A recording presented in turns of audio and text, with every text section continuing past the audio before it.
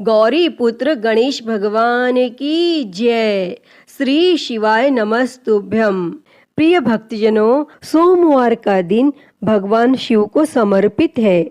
इस दिन लोग भगवान शिव के लिए व्रत रखकर पूरे दिन भूखे रहकर भगवान शिव को प्रसन्न करने की कोशिश करते हैं। जो व्यक्ति सोमवार के दिन पूजा करते हैं उन्हें मनोवांछित फल अवश्य मिलता है। सोमवार व्रत के दिन भगवान शिव के पूजन के पश्चात सोमवार व्रत की कथा पढ़नी अथवा सुननी चाहिए, क्योंकि इसके बिना यह व्रत अधूरा माना जाता है। तो आइए हम सुनते हैं सोमवार व्रत की कथा। तो आप सभी भक्तजन इस कथा को पूरी श्रद्धा, ध्यान पूर्वक और प्रसन्न चित्त मन से सुनिए। तो आप सभी प्रेम से बोलिए, श्री उमापति शंकर भगवान की जय, सर्वदेवी देवता की जय। एक बार की बात है, माता पार्वती शिवजी को पति रूप में प्राप्त करने के लिए घोर तप कर रही थी और उनके तप को देखकर देवताओं ने शिवजी से देवी की मनोकामना को पूर्ण करने की प्रार्थना की। तब शिवजी ने माता पार्वती जी की परीक्षा लेने सप्त ऋषियों को भेजा और सप्त ऋषियों ने शिवजी के सैकड़ों अवगुण गिनाए, परंतु पार्वती जी को महादेव के अलावा किसी और से विवाह मंजूर नहीं था। भक्तजनों, विवाह से पहले सभी वर अपनी भावी पत्नी को लेकर आश्वस्त होना चाहते हैं। इसीलिए भगवान शिवजी ने स्वयं भी पार्वती जी की परीक्षा लेने की ठानी और भगवान शंकर प्रकट हुए और पार्वती जी को वरदान देकर अंतर ध्यान हुए। इतने में पार्वती माता जहाँ तप कर रही थी, वहीं पास में तालाब में मगरमच्छ ने एक लड़के को पकड़ लिया और लड़का जान बचाने के लिए चिल्लाने लगा। माता पार्वती जी से उस बच्चे की चीख सुनी नहीं गई और द्रवित हृदय होकर वह तालाब पर पहुंची तो देखती है कि वह मगरमच्छ लड़के को तालाब के अंदर खींचकर ले जा रहा है। तब लड़के ने देवी को देखकर कहा, मेरी ना तो माँ है, ना बाप, ना कोई मित्र, माता आप मेरी रक्षा करें। तब पार्वती जी ने कहा, हे मगरमच्छ, इस लड़के को छोड़ दो। तब मगरमच्छ बोला, दिन के छठे पहर में जो मुझे मिलता है उसे अपना आहार समझकर स्वीकार करना मेरा नियम है और ब्रह्मदेव ने दिन के छठे पहर इस लड़के को भेजा है, मैं इसे क्यों छोड़ूं? तब पार्वती जी ने विनती की, तुम इसे छोड़ दो, बदले में तुम्हें जो चाहिए वह मुझसे कहो। तब मगरमच्छ बोला, एक ही शर्त पर मैं इसे छोड़ सकता हूँ। आपने तप करके महादेव जी से जो वरदान लिया है, यदि उस तप का फल मुझे दे दो तो मैं इसे छोड़ दूंगा। तब पार्वती जी तुरंत तैयार हो गई और उन्होंने कहा, मैं अपने तप का फल तुम्हें देने के लिए तैयार हूँ, लेकिन तुम इस बालक को छोड़ दो। और मगरमच्छ ने समझाया, सोच लो देवी, जोश में आकर संकल्प मत करो। हजारों वर्षों तक जैसा तप किया है वैसा देवताओं के लिए भी संभव नहीं है। उसका सारा फल इस बालक के प्राणों के बदले चला जाएगा। तब माता पार्वती जी ने कहा, मेरा निश्चय पक्का है, मैं तुम्हें अपने तप का फल देती हूँ, तुम इसको जीवन दे दो। और तब मगरमच्छ ने पार्वती जी से तप दान करने का संकल्प करवाया और तप का दान होते ही मगरमच्छ का देह तेज से चमकने लगा और मगरमच्छ बोला, हे पार्वती, देखो तप के प्रभाव से मैं तेजस्वी बन गया हूँ। तुमने जीवन भर की पूंजी एक बच्चे के लिए व्यर्थ कर दी। चाहो तो अपनी भूल सुधारने का एक मौका और दे सकता हूँ। तब पार्वती जी ने कहा, हे ग्राह, तब तो मैं पुनः कर सकती हूँ, किंतु यदि तुम इस लड़के को निगल जाते तो इसका जीवन वापस नहीं मिल सकता था। और देखते ही देखते वह लड़का अदृश्य हो गया और मगरमच्छ भी लुप्त हो गया। तब पार्वती जी ने विचार किया, मैंने तब तो दान कर दिया है और अब पुनः तप आरंभ करूंगी। और पार्वती जी ने फिर से तप करने का संकल्प लिया। तब भगवान सदाशिव फिर से प्रकट होकर बोले, पार्वती भला अब क्यों तप कर रही हो? तब पार्वती जी ने कहा, प्रभु मैंने अपने तप का फल दान कर दिया है। आपको पति रूप में पाने के संकल्प के लिए मैं फिर से वैसा ही घोर तप कर आपको प्रसन्न करूंगी। और तब महादेव जी बोले, मगरमच्छ और लड़के दोनों रूपों में मैं ही था, और तुम्हारा चित्त प्राणी मात्र में अपने सुख दुख का अनुभव करता है या नहीं, इसकी परीक्षा लेने को मैंने यह लीला रची थी। अनेक रूपों में दिखने वाला मैं एक ही हूँ। मैं अनेक शरीरों से अलग निर्विकार हूँ। तुमने अपना तप मुझे ही दिया है, इसीलिए अब और तप करने की कोई जरूरत नहीं है। तब देवी ने महादेव को प्रणाम कर प्रसन्न मन से विदा किया। तो सभी प्रेम से बोलिए, शंकर पार्वती भगवान की जय। हर हर महादेव। प्रिय भक्तजनों, आइए अब सुनते हैं सभी मनोकामनाओं को पूरी करने वाली अगली कथा। एक समय की बात है, एक गांव में भगवान शिव जी का परम भक्त एक ब्राह्मण रहता था। वह ब्राह्मण जब तक रोज सुबह ब्रह्म मुहूर्त में उठकर नित्य कर्मों से निवृत्त होने के पश्चात भगवान शंकर का पूजन नहीं कर लेते थे, तब तक उन्हें चैन नहीं पड़ता था। और जो कुछ भी दान दक्षिणा में आ जाता, उसी से वह ब्राह्मण अपना गुजारा करते थे।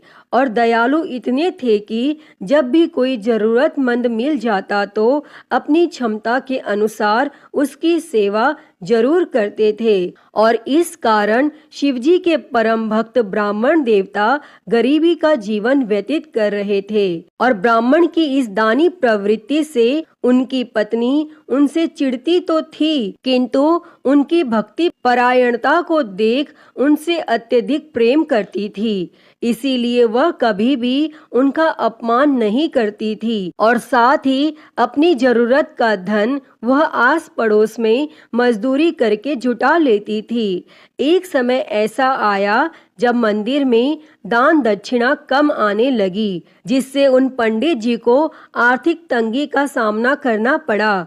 और घर की मूल आवश्यकताओं की पूर्ति नहीं होने के कारण ब्राह्मणी दुखी रहने लगी। और इसी तरह दिन बीतने लगे।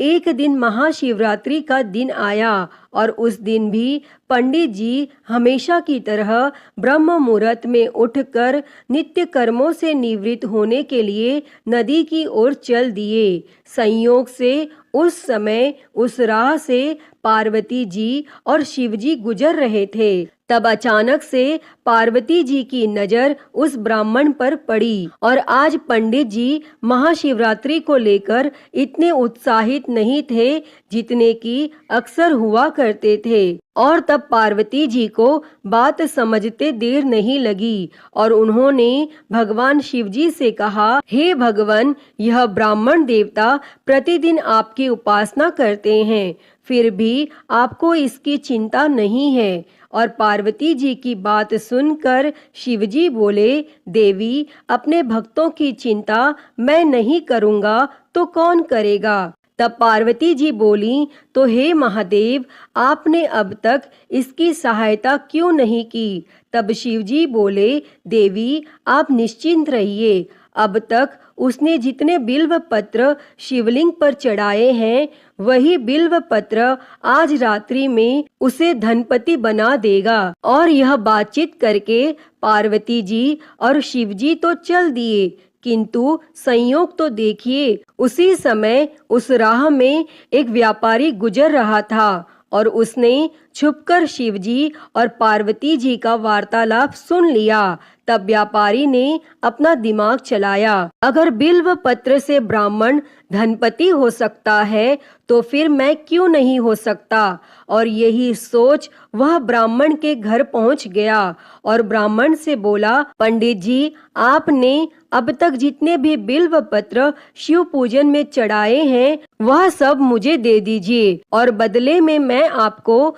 100 स्वर्ण मुद्राएं दूंगा। तब पंडित जी ने अपनी पत्नी से पूछा तो वह बोली, पुण्य का दान ठीक तो नहीं है, किंतु अगर आपका मन करे तो दे दीजिए, और हमें धन की जरूरत है, इसीलिए दे दीजिए। और तब पंडित जी ने सारे बिल्व पत्र बोरे में भरकर सेठ जी को दे दिए, और बिल्व पत्रों का बोरा लेकर सेठ जी पहुंच गए मंदिर, और शिवलिंग पर चढ़ाकर देखने लगे कि कब शिवजी कृपा करेंगे और कब वह और धनपति बन जाएगा। तब प्रतीक्षा करते करते सेठ जी को आधी रात हो गई, और सेठ जी चमत्कार देखने के लिए बहुत उतावले हो रहे थे, और आखिर में तीसरा पहर गुजरने के बाद सेठ जी के सब्र का बांध टूट ही गया, और क्रोध में आकर सेठ जी ने शिवलिंग को झंझोरने लगे।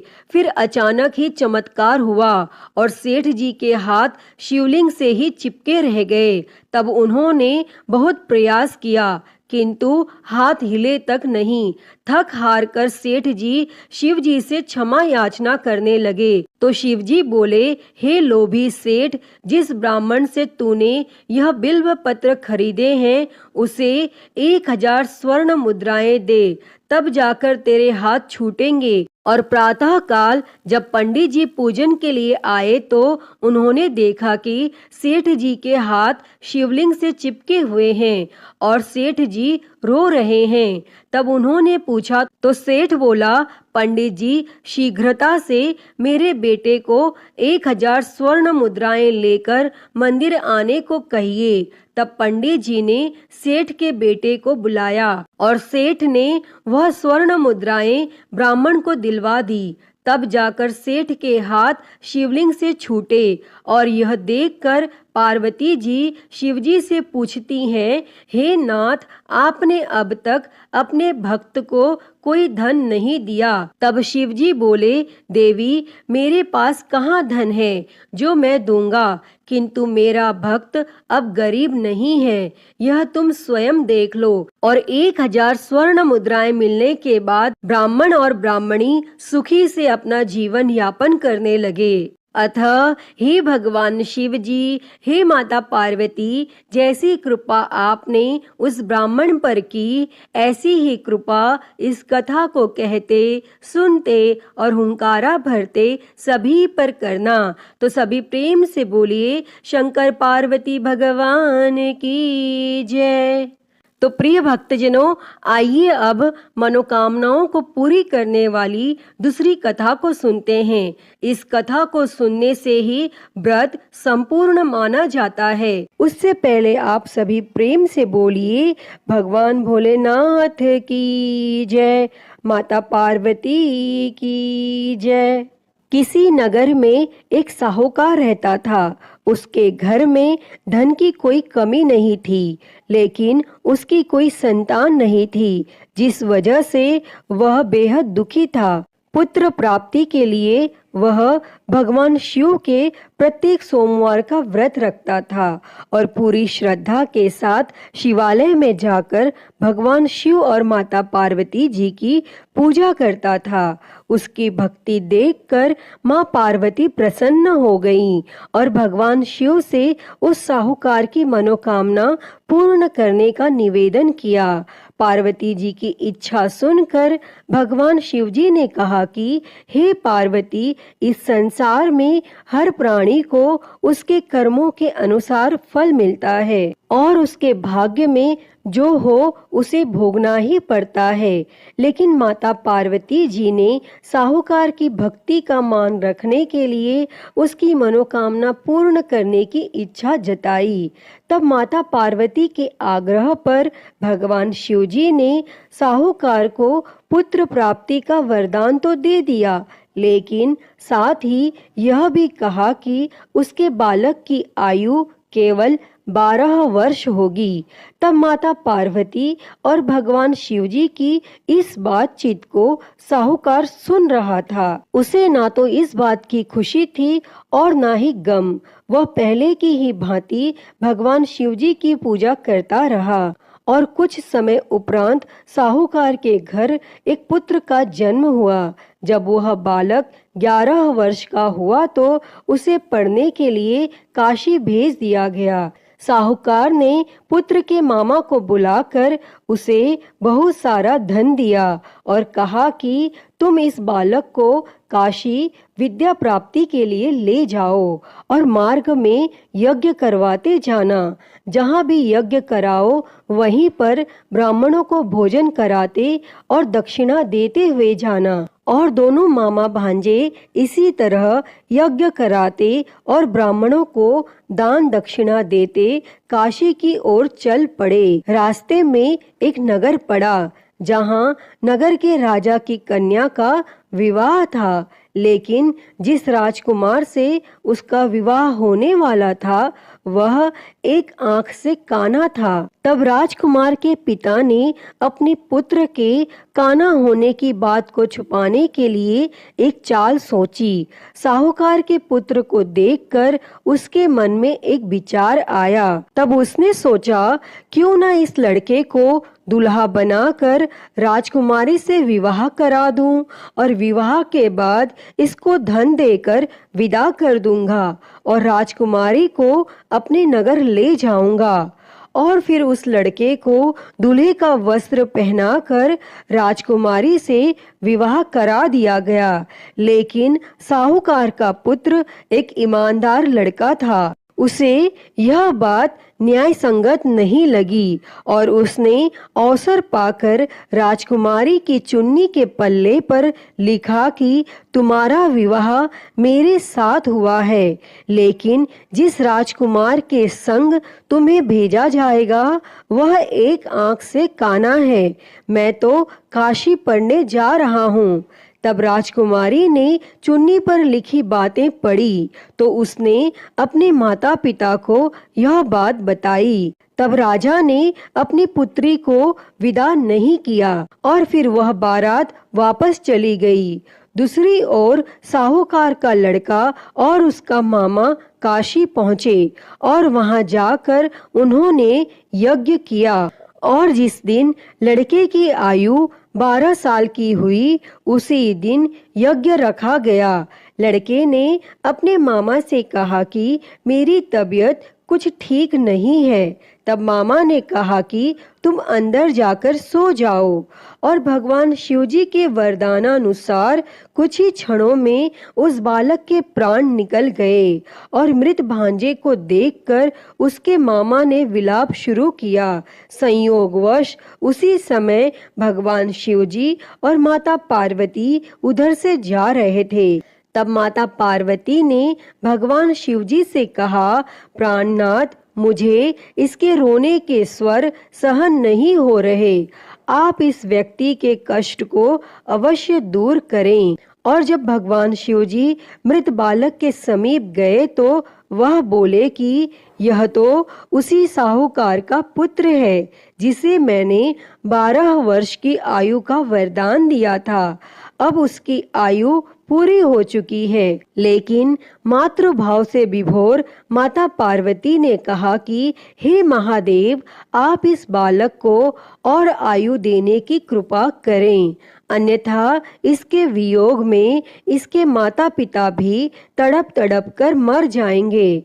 और फिर माता पार्वती के आग्रह पर भगवान शिवजी ने उस लड़के को जीवित होने का वरदान दिया और शिवजी की कृपा से वह लड़का जीवित हो गया। और फिर शिक्षा समाप्त करके वह लड़का अपने मामा के साथ अपने नगर की ओर चल दिए और दोनों चलते हुए उसी नगर में पहुँचे जहाँ उसका विवाह हुआ था। और उस नगर में भी उन्होंने यज्ञ का आयोजन किया। तब उस लड़के के ससुर ने उसे पहचान लिया और महल में ले जाकर उसकी आव भगत की और अपनी पुत्री को उसके साथ विदा किया। और इधर भूखे प्यासे रहकर साहूकार और उसकी पत्नी बेटे की प्रतीक्षा कर रहे थे। उन्होंने प्रण कर रखा था कि यदि उन्हें अपने बेटे की मृत्यु का समाचार मिला तो वह भी प्राण त्याग देंगे।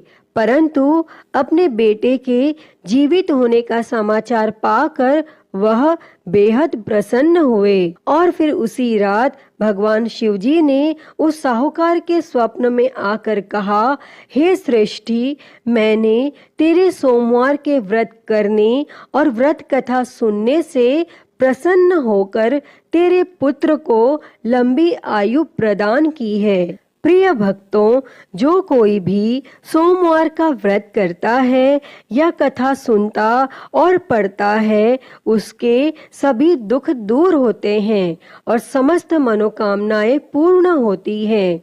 अतः हे भगवान भोलेनाथ जी, जैसी कृपा आपने उस साहूकार के बेटे पर करी, वैसी ही कृपा इस कथा को कहते, सुनते और हुंकारा भरते सब पर करना। तो बोलिए भगवान भोलेनाथ की जय, माता पार्वती की जय।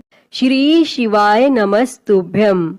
प्रिय भक्तजनों, आइए सुनते हैं श्री उमापति महादेव जी की आरती। तो सभी प्रेम से बोलिए हर हर महादेव। जय शिव ओमकारा, हो भोले भज शिव ओमकारा। ब्रह्मा विष्णु सदा शिव, भोले भोलेनाथ महाशिव। अर्धांगी धारा, ओम हर हर हर महादेव। एकानन चतुरानन पंचानन राजे, हो भोले पंचानन राजे। हंसासन गरुड़ासन, हंसासन गरुड़ासन। वृषवाहन साजे, ओम हर हर हर महादेव। दो भुज चार चतुर भुज, दस भुज अति सोहे, भोले दस भुज अति सोहे। तीनों रूप निरखता, भोले जी का रूप निरखता। त्रिभुवन जन मोहे, ओम हर हर हर महादेव। अक्षमाला बनमाला मुंडमाला धारी, भोले मुंडमाला धारी। चंदन मृग मद सोहे, चंदन मृग मद सोहे। भोले शुभकारी, ओम हर हर हर महादेव। श्वेतांबर पीतांबर बाघांबर अंगे, भोले बाघांबर अंगे। सनकादिक ब्रह्मादिक, सनकादिक ब्रह्मादिक। भूतादिक संगे, ओम हर हर हर महादेव। कर के मध्य कमंडल चक्र त्रिशूल धरता, हो भोले चक्र त्रिशूल धरता। जग करता जग भरता, जग करता जग भरता। जग संहार करता, ओम हर हर हर महादेव। ब्रह्मा विष्णु सदा शिव आजीवन एका, हो बोले जानत अविवेका। प्रणव अक्षर के मध्य, ओम अक्षर के मध्य। ये तीनों एका, ओम हर हर हर महादेव। काशी में विश्वनाथ विराजे नंदी ब्रह्मचारी, हो बोले नंदी ब्रह्मचारी। नित उठ दर्शन पावत, रुचि रुचि भोग लगावत। महिमा अति भारी, ओम हर हर हर महादेव। त्रिगुण स्वामी जी की आरती जो कोई नर गावे, हो बोले जो कोई नर गावे। कहत शिवानंद स्वामी जपत हलाहल स्वामी, सुख संपत्ति पावे। ओम हर हर हर महादेव। जय शिव ओमकारा, हो भोले भज शिव ओमकारा। ब्रह्मा विष्णु सदा शिव, भोले भोलेनाथ महाशिव। अर्धांगी धारा, ओम हर हर हर महादेव। ओम हर हर हर महादेव। अच्युतं केशवं राम नारायणं कृष्ण दामोदरं वासुदेवं हरे। श्रीधरं माधवं गोपिकावल्लभं जानकी नायकं श्रीरामचन्द्रं भजे। हरे राम राम राम हरे हरे, हरे कृष्णा कृष्णा कृष्णा हरे हरे। हरे राम राम राम हरे हरे, हरे कृष्णा कृष्णा कृष्णा हरे हरे। बोलिए भगवान श्री रामचंद्र जी की जय। वृंदावन बिहारी लाल की जय। काशी विश्वनाथ महादेव की जय। श्री गणेश जी महाराज की जय। माँ भगवती की जय। धर्म की जय हो, अधर्म का नाश हो, प्राणियों में सद्भावना हो, विश्व का कल्याण हो, गौ हत्या बंद हो, गौ माता की सेवा हो, विश्व में शांति हो। ओम शांति शांति शांति ही। ओम नमः शिवाय, नमो नीलकंठाय। ओम नमः पार्वती पते, हर हर महादेव। हर हर महादेव, हर हर महादेव हर। प्रिय भक्तजनों, मैं उम्मीद करती हूँ कि आपको यह कथा पसंद आई होगी, और अगर वीडियो अच्छी लगी हो तो इसे लाइक करें, ज़्यादा से ज़्यादा शेयर करें, और कमेंट में हर हर महादेव लिखना ना भूलें। और हरिहर भक्ति चैनल पर अगर आप नए हैं तो इस चैनल को सब्सक्राइब कर नोटिफिकेशन बेल को ज़रूर ऑन कर लें। हर हर महादेव। धन्यवाद।